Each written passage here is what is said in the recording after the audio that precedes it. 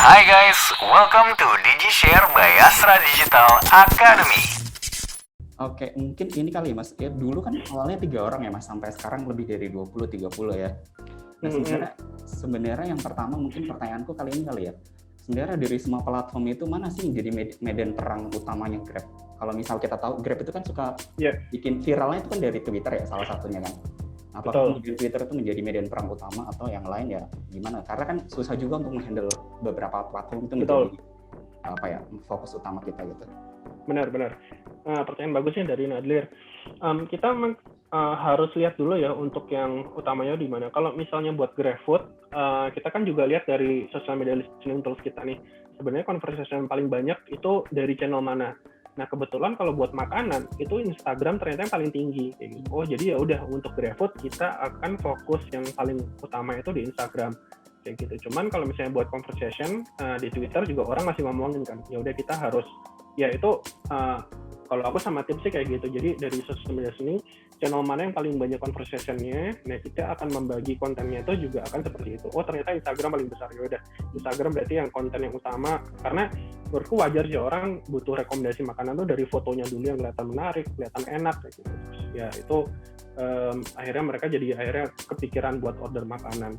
Baru terus channel-channel yang lain kan ngikutin kayak gitu. Dan kalau misalnya buat transport buat brand, kita tuh kalau dari Grab ya, mungkin ini kalau misalnya dari tim Astra mungkin beda-beda. Kita tuh lebih dari 60% itu untuk yang brand kita tuh dari Twitter. Jadi emang dari sana kan kita ngeliat, wah ternyata orang ngomongin brand kita di Twitter tuh banyak banget.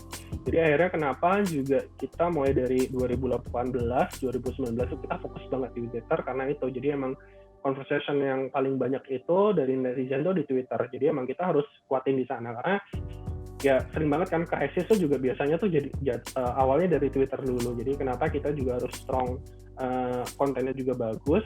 Dan kalau kita bikin dan komplain dan juga troll itu selalu ada. Cuman gimana kita kalau misalnya konten kita bagus, engagement kita bagus, ya yang kita banyakin yang positifnya aja. Dan komplain sama negatif itu akan selalu ada gitu. Cuman kalau misalnya banyakkan yang positif, itu kan akan jauh lebih ketutup kan kayak gitu. Jadi mungkin itu sih yang akhirnya kemarin kita lebih fokus juga untuk misalnya untuk Grab transport sama brand, kita lebih heavy di Twitter. Kalau buat food, kita heavy-nya di Instagram. Oke, ini kita sambil mungkin ini kali ya, mungkin teman-teman bisa ngisi Q&A dulu nih setelah ini sambil kita ngobrol satu pertanyaan lagi nih kayak Mas. Ya. Oke, bentar kita munculin dulu. Sebentar. Ini saya pilih atau dari Nadlir ya yang pilih atau? Boleh atau Mas dari saya atau Mas untuk mau yang jawab yang mana yang menurut Mas Brahma bagus atau seperti apa, karena ya waktu kita untuk tanya jawab 15 menit sih Mas. Oke. Sebentar Mas, sambil ini aja polling kali ya ini. Oke. Kenapa? Sambil isi polling kali ya. Oh ya. Okay. Kita biar isi polling dulu, setelah itu habis itu kita baru. Nah ini, jadi buat teman-teman setelah sesi presentasi tadi dari Mas Brahma mungkin teman-teman bisa ngisi ini ya, jadi feedbacknya apa ke depan gitu, ini untuk perbaikan kita nanti, jadi kita hadirin pembicara-pembicara yang punyalah seperti itu, atau mungkin dari feedbacknya nanti pengen ganti MC atau host yang kayak saya yang amatiran ini atau gimana, atau nanti kita undang Ruben Onsu gitu untuk memandu acara digital kayak. Oke, sebentar. Oke, ini mungkin ada pertanyaan yang... Nah ini sebenarnya tadi Mas, lanjut yang tadi. Jadi sebenarnya memang dari awal itu yang jadi fokus utama Grab itu, kalau makanan kan di Instagram ya, memang sengaja. Emang dari awal difokusin, kita Instagram dulu, setelah itu kita lainnya. Sebenarnya kan waktu kita setup channel, kita kan juga biasanya setup untuk social media listening kan. Jadi emang kita juga melihat sama kita bikin survei lah buat cari insight-nya kira-kira kalau misalnya buat makanan, audiensnya paling banyak tuh di channel mana sih kayak gitu. Nah dari sana akhirnya kita, ternyata emang gimana pun Instagram itu tetap yang paling gede lah buat jadiin fokus. Jadi akhirnya kita fokusnya ke sana. Jadi emang dari social media listening, terus juga kita ada research survei juga, dan juga nanya-nanya, dan juga kita ngeliat lah banyak kan sebenarnya dari food influencer, terus juga kita tanyain ke teman-teman yang emang suka makan atau gimana mereka untuk dapetin inspirasi buat makanan dari mana kayak gitu. Itu bisa dilakukan seperti itu sih. Oke. Nah, soal gaya bahasa nih Mas, sebenarnya gaya bahasa adminnya Grab itu memang sedari awal di set yang kayak gitu selengean atau memang Ya. ini by accident? Oke, kalau gaya bahasa sebenarnya kita ngeliat kalau di Twitter ya itu kan lebih ke emang orang itu informal ya gaya bahasanya. Jadi akhirnya kita waktu itu memutuskan emang ya udah kira-kira kita bikin yang informal aja lah buat Twitter. Dan itu ya karena kita trial error, cuman begitu kita nyobain informal ternyata tanggapannya positif banget. Dan ini akhirnya kita terusin aja sih seperti itu. Jadi emang ini nggak semua perusahaan mungkin bisa ngikutin juga, karena kita sebenarnya dari regional untuk brand kita informal tuh bukan sesuatu yang harus selalu kita ikutin juga kan. Cuman waktu itu aku juga fight karena emang ini channelnya Twitter. Kayaknya kalau kita sendirian ngomong formal tuh kayak kita akun BUMN atau pemerintah kayak gitu kan, kayak formal banget di Twitter gitu. Jadi nggak bisa ngeblend dengan konten yang setiap hari yang ada di Twitter. Jadi kenapa akhirnya kita cobain itu dan emang works, dan itu yaudah kita lanjutin gitu. Nah ini mungkin juga kalau misalnya teman-teman mau ngikutin apa enggak juga harus dilihat dulu, dan sebenarnya yang paling susah kan untuk buy-in dari manajemen kan, kayak gitu harus risetnya juga kuat, dan apakah resultnya positif apa negatif itu juga yang harus teman-teman bisa perlihatkan juga kayak gitu. Karena ya itu tadi, meskipun approval sekarang cuma di saya aja, cuman harus bisa bikin proposalnya juga dulu, dan tanggung jawab yang bisa dipertanggung jawab lah ke manajemen tuh gimana, kenapa seperti ini, apakah emang efektif apa enggak kayak gitu. Oke. Nah, ini pertanyaannya yang masuk banyak banget Mas. Mungkin ini mau kalau dijawab semua nggak mungkin, atau nanti mungkin ini kali ya. Nanti mungkin kalau kita pilih aja Mas, atau mungkin dari Mas Brahma mau langsung menjawab atau aku pilihin.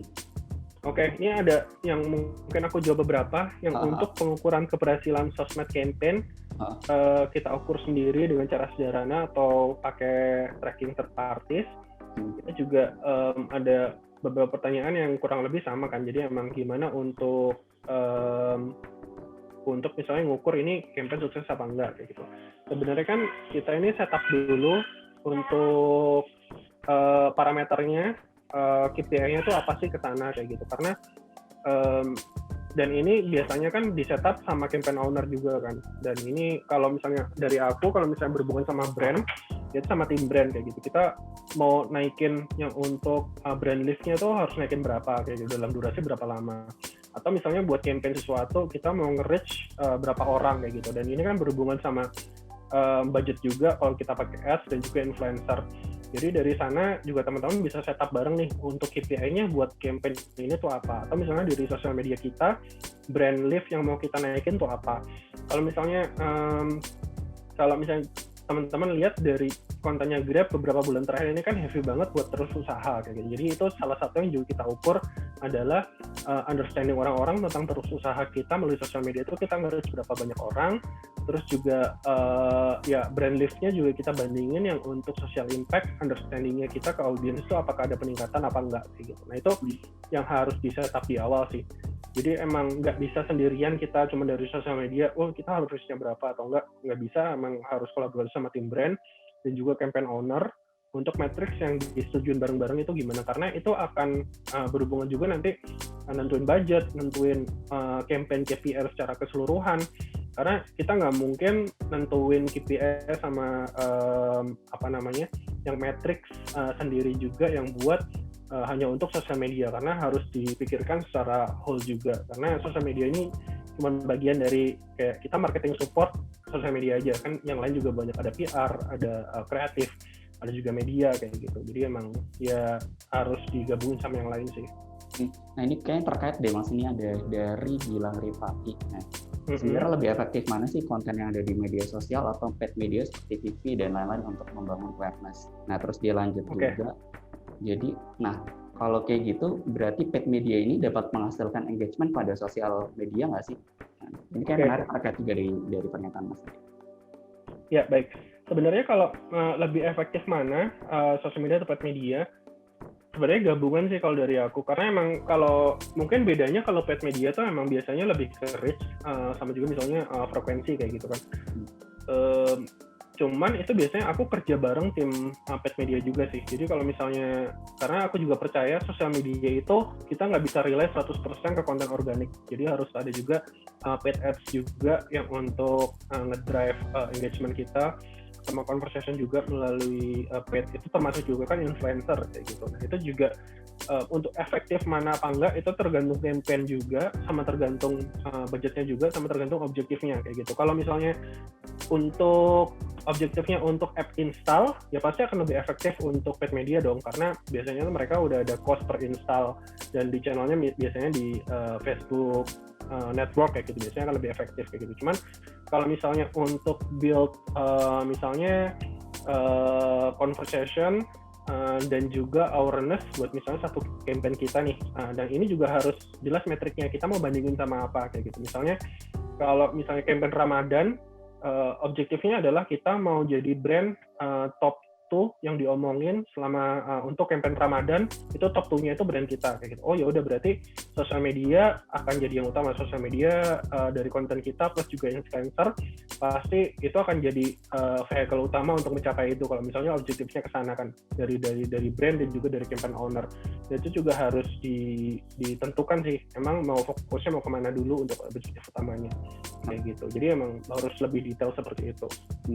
Oke, terus ada lagi nih ya Mas, dari Geraldo Sintoro, dari Aldo Movie. Nah sebenarnya dari tim medsosnya Grab itu memang dibebani transaksi nggak sih Mas? Karena kalau di sini kan Aldo nanya, jadi tim sosial Grab sendiri apakah hanya fokus di engagement atau sudah masuk ke transaksi di aplikasi?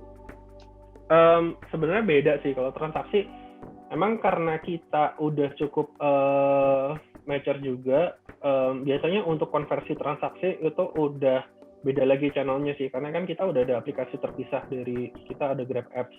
Jadi kayak misalnya tim paid, tim media yang hubungan untuk paid, mereka akan fokusnya ya emang untuk ngedrive seberapa banyak orang yang melalui paid media itu ke aplikasi kita kayak gitu kan. Dan itu konversinya nanti setinggi apa, itu kan harus tanggung jawab masing-masing dong. Jadi emang dari misalnya bannernya cukup menarik apa enggak, campaign-nya apakah cukup menarik apa enggak, promonya menarik apa enggak, karena banyak hal yang mempengaruhi lah buat yang itu. Jadi emang kalau misalnya sampai ke transaksi itu ya beda-beda dari tim paid media itu pasti akan punya andilnya, dari tim on media channel itu juga pasti punya akan andilnya juga untuk konversinya akan seberapa banyak, dan juga untuk yang campaign owner itu juga mereka yang pasti paling utama kan. Jadi sebenarnya kalau misalnya transaksi pasti yang campaign owner, lo gua kasih duit segini, lo bisa kasih transaksi buat campaign lo seberapa banyak, itu kan yang utama. Nggak bisa itu nanti dipasrahin ke sosial media lo harus kasih gua transaksi segini ya nggak bisa dong kan.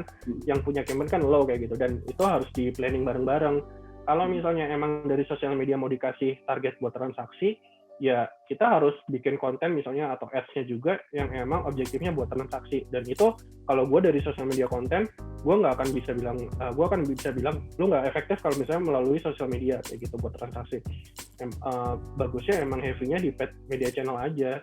Untuk briefnya juga ke tim kreatif emang untuk konversi orang-orang begitu ngeliat ads-nya buat convert ke transaksi kayak gitu. Ya bisa terjadi diskusi seperti itu kan.